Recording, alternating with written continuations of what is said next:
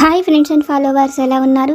మనమంతా సంతోషంగా ఆరోగ్యంగా ఉండాలని, ఆ శంకు చక్రధరుని చల్లని చూపులు మన అందరిపైన ఉండాలని, మనం చేసే ప్రతి పనిలోనూ ఆ సాయినాథుడి కరుణా కటాక్షాలు, దివ్యానుగ్రహం మనకు ఎల్లప్పుడూ తోడుగా ఉండాలని మీ అందరి తరపున నేను కూడా బాబా గారిని కోరుకుంటున్నాను.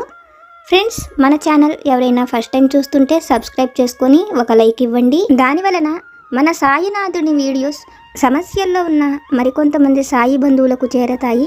బాబాగారు మనతో చెప్పే ఆ దివ్య వాక్కులను వినటం వలన బాబాగారి దివ్య అనుగ్రహంతో పాటు మనసుకు సంతోషము, మనం కోరుకున్నవి నెరవేరతాయి అనే ఆనందంతో పాటు బాబాగారు మన కష్టకాలంలో మనతో పాటే ఉన్నారు అనే నమ్మకం కూడా కలుగుతుంది.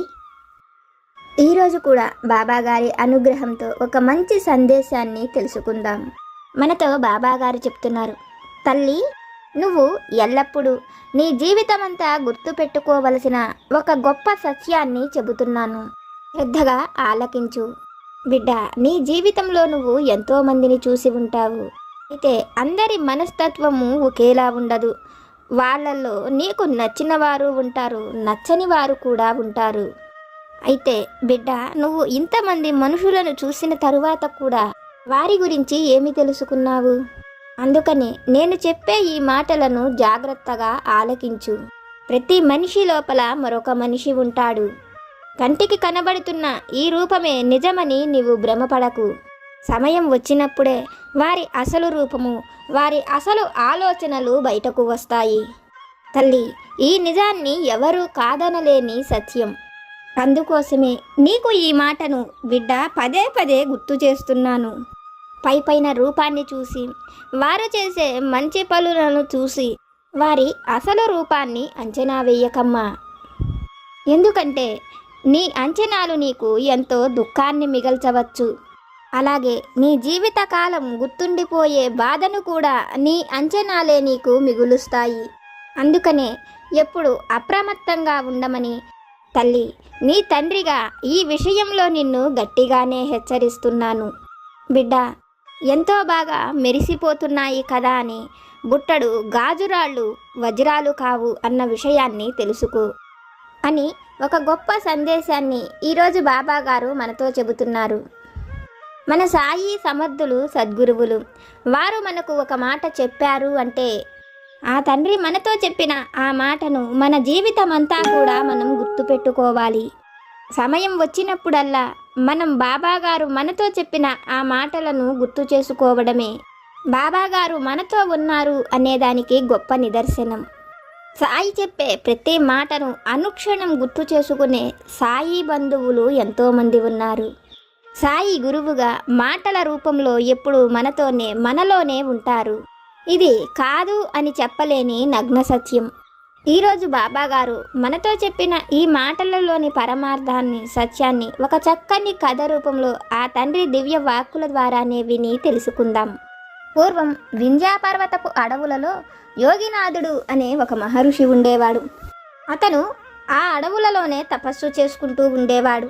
అయితే ఒకరోజు కాశీనగరపు మహారాజుకు ఒక సమస్య కలిగినదని, ఆ సమస్యను తీర్చేందుకు ఆ మహర్షి రావాలని అతను తన భటుల ద్వారా ఆ మహర్షికి కబురు పంపిస్తాడు. రాజు పంపిన కబురు విన్న మహర్షి రాజు అడిగినట్లే అతను వస్తానని ముందు భటులను వెళ్ళిపోమని చెప్తాడు. ఋషి చెప్పినట్లుగానే భటులు కూడా అక్కడి నుంచి వెళ్ళిపోతారు. తర్వాత ఋషి బయలుదేరి అతను వస్తూ కొంత దూరం వచ్చిన తర్వాత అడవిలో ఒక చెట్టు కింద సేద తీరుతూ ఉంటాడు. అయితే యోగినాథుడికి దూరం నుంచి ఎవరో ఏడుస్తున్న స్వరం వినిపిస్తుంది. ఎవరు ఇంతగా రోధిస్తున్నారో, ఈ అడవిలో ఎవరికి ఎటువంటి అపకారం జరిగిందో అనుకున్న సాధువు ఆ ఏడుపు వస్తున్న వైపుగా వెతుక్కుంటూ వెళతాడు. ఒక బావిలో నుంచి ఎవరో ఏడుస్తున్న శబ్దం వినిపిస్తుంది. బావి లోపలకు చూస్తే అక్కడ ఎవరూ కనిపించరు. మొదట ఎవరూ లేరు కదా అనుకున్న యోగినాథుడికి మరొకసారి ఏడుపు శబ్దం వినిపిస్తుంది. లోపలకు చూస్తే లోపల ఒక పాము రోధిస్తూ ఉంటుంది. యోగినాథుడిని చూసి తనకు సహాయం చెయ్యమని, పైకి వచ్చేందుకు తనకు సాయపడమని అడుగుతుంటుంది. పాము మానవ గొంతులో మాట్లాడుతూ విన్న యోగినాథుడు ఆ పాము పైకి వచ్చేందుకు అతను సహాయం చేసేందుకు అక్కడ ఉన్న మర్రి ఊడలను కొన్నిటిని ఆ బావిలోకి వేస్తాడు. మర్రి ఊడలను పట్టుకొని పాము పాకుతూ పైకి వస్తుంది.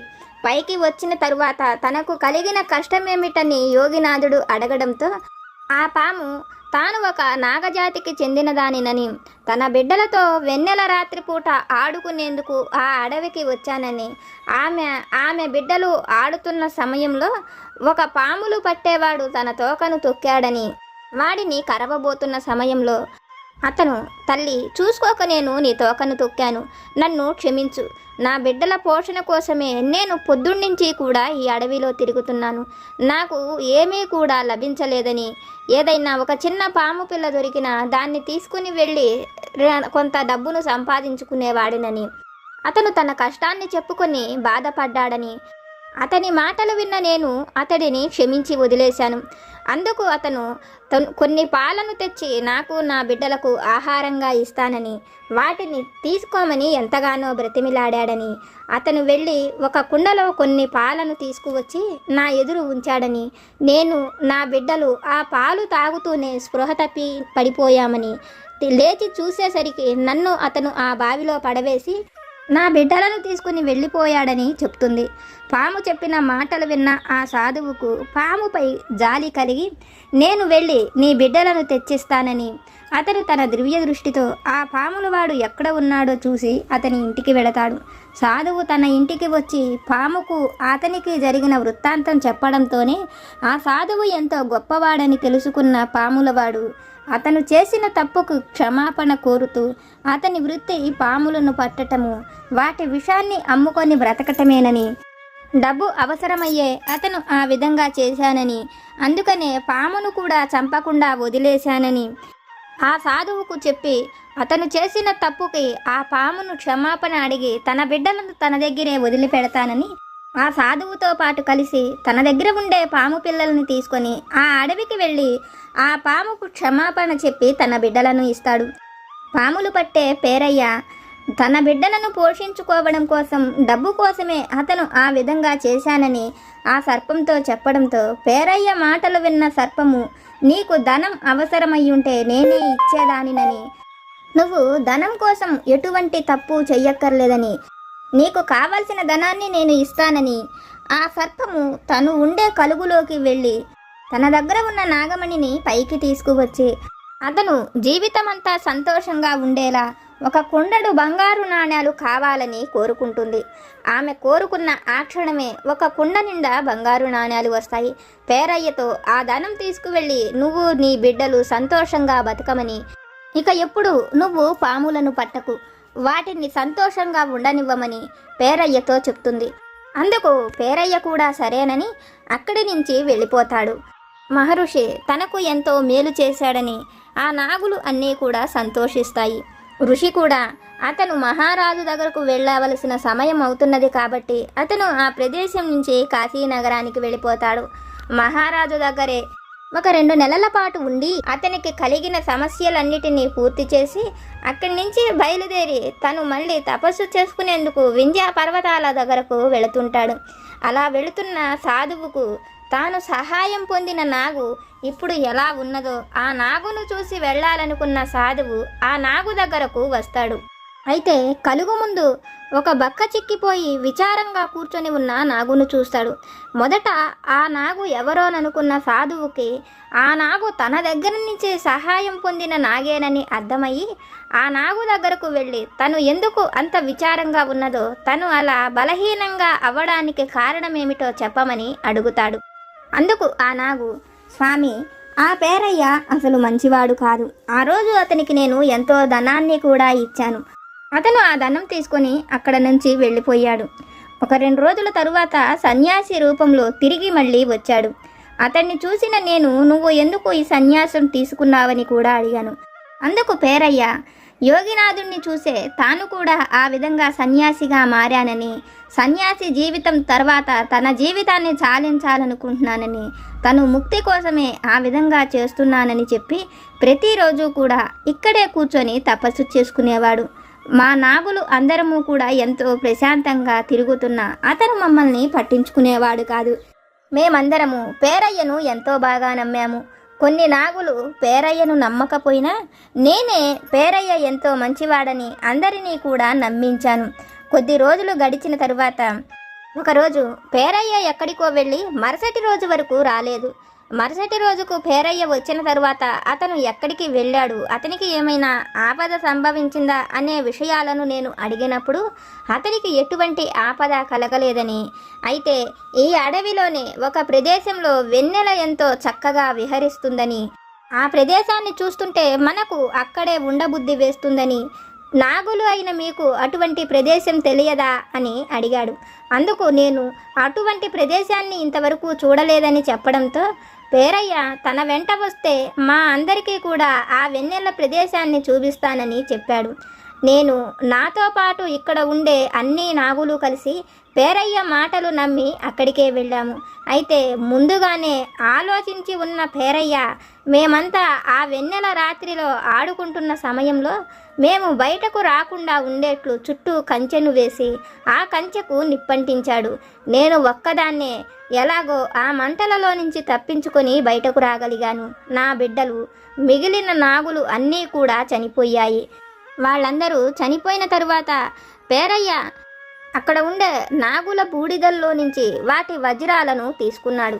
ఆ వజ్రాల కోసమే నాగులన్నిటినీ కూడా చంపేశాడని, అయితే పేరయ్య ఆ విధంగా నాగులన్నిటినీ చంపడానికి కారణం వాళ్ళు అతనిని నమ్మడం వలనేనని, అతడిని నమ్మడానికి కారణం తానేనని, తన వలనే మిగిలిన నాగులు అన్నీ కూడా చనిపోయాయని, ఆ విషయం ఎలాగైనా ఈ యోగినాథుడికి చెప్పేంత వరకు తాను ఊపిరి పీల్చుకుంటూ బ్రతికి ఉండాలని, అందుకోసమే తను ఇన్ని రోజులు అతని కోసం ఎదురు చూస్తున్నానని, ఆ పేరయ్యను ఎలాగైనా కఠినంగా శిక్షించమని యోగినాథుడికి ఆ విషయాలను చెప్పి ఆ నాగు అక్కడే చనిపోతుంది.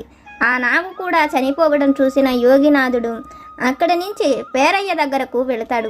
పేరయ్య ఒక పెద్ద భవనాన్ని నిర్మించుకొని ఇంటి ముందు నాగుల కోసం ఒక పూజా మందిరాన్ని కూడా ఏర్పాటు చేసి ప్రతినిత్యము నాగుల్ని పూజిస్తుంటాడు. యోగినాథుడు రావడం చూసిన పేరయ్యకు సర్పము జరిగిన అన్ని విషయాలను యోగినాథుడికి చెప్పే ఉంటుందని అనుకుంటాడు. యోగినాథుడు వచ్చి జరిగిన విషయాలను గురించి పేరయ్యను అడిగినప్పుడు ఆ పాములు చెప్పింది నిజమేనని, అతను మనిషేనని, అందరిలాగా అతనికి కూడా ధనం మీద ఎంతో ఆశ ఉంటుందని, అందుకనే ఆ నాగులన్నిటినీ కూడా చంపానని చెప్తాడు. ఆ మాటలు విన్న సాధువు, ఆ సర్పము నువ్వు కోరినంత ధనం ఇచ్చినప్పటికీ నువ్వు ఆ విధంగా చెయ్యటం తప్పు కదా అని అడిగినప్పుడు, మనిషికి ఎంత ధనం ఉన్నా సంతృప్తి అనేది ఉండదని, ఇంకా కావాలనే కోరుకుంటాడని, నా మనసు కూడా ఆ విధంగా కోరుకున్నదని, అందుకనే ఆ నాగులతో స్నేహం చేసి వాటిని చంపి వాటి నుంచి వచ్చిన ఆ విలువైన మణులతో ఎంతో ధనాన్ని సంపాదించానని చెప్తాడు. ఆ ధనంతో తను ఇప్పుడు ఎంతో సంతోషంగా గడుపుతున్నానని, తన అనుమతి లేదే ఇప్పుడు ఎవరిని లోపలికి రానివ్వకుండా బయటకు పోనివ్వకుండా ఉండేట్లు చెయ్యగలనని, అతను ఎంతో అహంకారంగా యోగీశ్వరుడితో మాట్లాడడమే కాకుండా తను చేసిన తప్పు పొయ్యేందుకే నాగులను పూజించేలాగా ఒక గుడిని కూడా నిర్మించానని చెప్తాడు. ఆ మాటలు విన్న యోగీశ్వరుడికి బతికి ఉన్న నాగులను చంపడమే కాకుండా వాటి కోసం గుడిని కట్టానని, తన అనుమతి లేకుండా ఎవ్వరూ లోపలికి రాలేరని, ఇదంతా కూడా తను సంపాదించుకున్న గొప్ప తెలివి వలన వచ్చిన సంపదేనని, నాగులు తనను నమ్మడమే అవి చేసిన తప్పని పేరయ్య అన్న మాటలకు యోగినాథుడికి మరింత కోపం కలిగి, ఏ ధనం కోసమైతే నువ్వు ఆ నాగులను చంపావో ఆ ధనం నువ్వు అనుభవించలేకపోగా ఆ ధనానికి కాపలాగా ఎవరిని ముట్టుకోనివ్వకుండా ఒక సర్పరూపాన్ని పొంది ఆ ధనం చుట్టూతా తిరగమని, నీ బిడ్డలే ఆ ధనం కోసం ప్రతినిత్యము నిన్ను రాళ్లతో కొట్టి హింసిస్తారని, నువ్వు బ్రతికి ఉన్నంతకాలం ఆ విధంగా బ్రతకవలసిందేనంటూ విషం లేని సర్పంగా మారమని యోగీశ్వరుడు పేరయ్యను శపిస్తాడు. ఆ క్షణమే పేరయ్య ఒక సర్పరూపాన్ని పొంది ఆ సాధువు శపించినట్లే ఆ ధనం మీద వ్యామోహంతో తన బిడ్డల చేతే తన్నులు తింటూ కూడా ఆ ధనం చుట్టూతా సర్పరూపంలోనే తిరుగుతూ ఉంటాడు.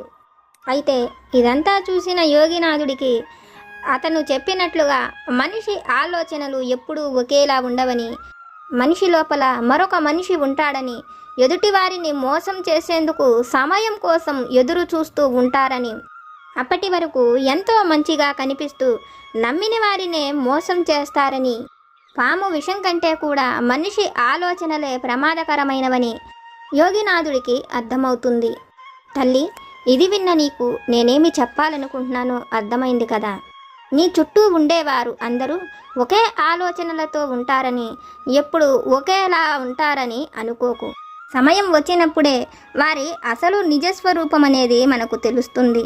వాళ్ళ మాటలలోని అర్థం నిజమైనదా అబద్ధమైనదా అనేది సమయం వచ్చినప్పుడే తెలుస్తుందని తల్లి, ఈ విషయాన్ని నువ్వెప్పుడు గుర్తు చేసుకుంటూ ఉండు. తెల్లనివన్నీ పాలు కావు, నల్లనివన్నీ నీళ్లు కావు. నువ్వు నీ జీవితానికి సంబంధించిన ఏదైనా ఒక నిర్ణయం తీసుకునేటప్పుడు ఎదుటివారి ఆలోచనలను కూడా గ్రహించు. ప్రతి క్షణం నా నామాన్ని తలుచుకునే నీకు ఎటువంటి ఆలోచన కావాలో, ఏ క్షణానికి నీకు ఏది కావాలో అది నేనే నీకు అనుగ్రహిస్తాను అని మన సాయి సమర్థులు ఒక చక్కని సందేశాన్ని మనకు తెలియజేస్తున్నారు. ఫ్రెండ్స్, బాబాగారు మనల్ని అనుగ్రహించి మనతో చెప్పిన ఈ వాక్కులను విన్నారు కదా. బాబాగారి వాక్కుల ద్వారా మనం తెలుసుకున్న ఈ విషయాలు కనుక మీకు నచ్చితే లైక్ చేయండి, షేర్ చేయండి. మీకేమైనా సమస్యలు కనుక ఉంటే వాటిని నాకు కామెంట్ సెక్షన్లో పెట్టండి. నేను పూజ చేసుకునేటప్పుడు మన అందరి సమస్యలు తీరాలని, మన అందరి కోరికలు నెరవేరాలని మీ అందరి తరపున నేను కూడా బాబాగారిని కోరుకుంటాను. నాకు తెలిసిన పరిష్కారాలను కూడా చెప్తాను. జై సమర్థ సద్గురు సాయినాథ్ మహారాజ్ की जय।